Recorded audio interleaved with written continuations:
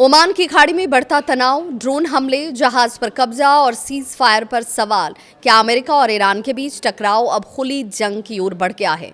नमस्कार, मैं आपके साथ विभा उपाध्याय और आप देख रहे हैं न्यूज़ 18 बिहार झारखंड का डिजिटल प्लेटफॉर्म।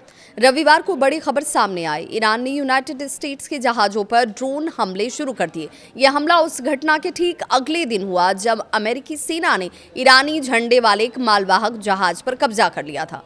अमेरिकी सेंट्रल कमांड यानी सेंटकॉम के मुताबिक अमेरिकी युद्धपोत USS सुपरॉन ने ओमान की खाड़ी में एक जहाज को रोका जिसका नाम था टॉस्का। अमेरिकी जहाज को लेकर अब जो चर्चाएं इस वक्त सामने हैं, अमेरिका का यहां तक दावा है कि ये जहाज नौसैनिक नाकेबंदी तोड़ने की कोशिश कर रहा था। इसके बाद मरीन कमांडो ने जहाज पर चढ़कर उसे अपने कब्जे में लिया, लेकिन ईरान का इससे उलट बिल्कुल बयान है। ईरान का कहना कुछ और है। पहले जहाज पर गोलीबारी की जाती और फिर उसको नेविगेशन सिस्टम उसका बंद कर दिया गया और उसके बाद कब्जा किया जाता है। ईरान ने इसे सीधे सीधे सीज फायर का उल्लंघन बताया। ईरान पहले ही चेतावनी भी दे चुका था, हम जवाब देंगे। और अब रिपोर्ट्स ये कहती है कि ओमान की खाड़ी में कई अमेरिकी जहाज़ों को ड्रोन से निशाना बनाया गया। हालांकि ये साफ नहीं है कि टारगेट मिलिट्री जहाज थे या फिर कमर्शियल पोत। आपको याद होगा कि 7 अप्रैल को पाकिस्तान की मध्यस्थता से अमेरिका और ईरान के बीच सीज फायर हुए थे, जो 22 अप्रैल तक लागू रहना था। लेकिन अब इस घटना के बाद से क्या सीज फायर टूटने की कगार पर पहुंच गया है?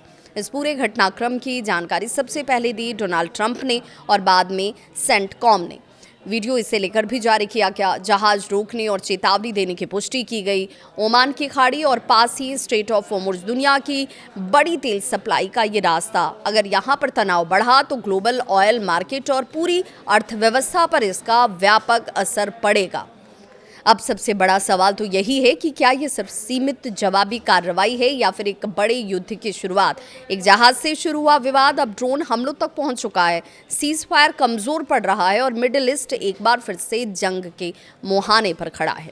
आप इसे लेकर क्या सोचते हैं? क्या ये टकराव युद्ध में तब्दील हो जाएगा या फिर जो बातचीत होने वाली है उस बातचीत से कोई समाधान निकलेगा? कमेंट में अपनी राय जरूर साझा करें।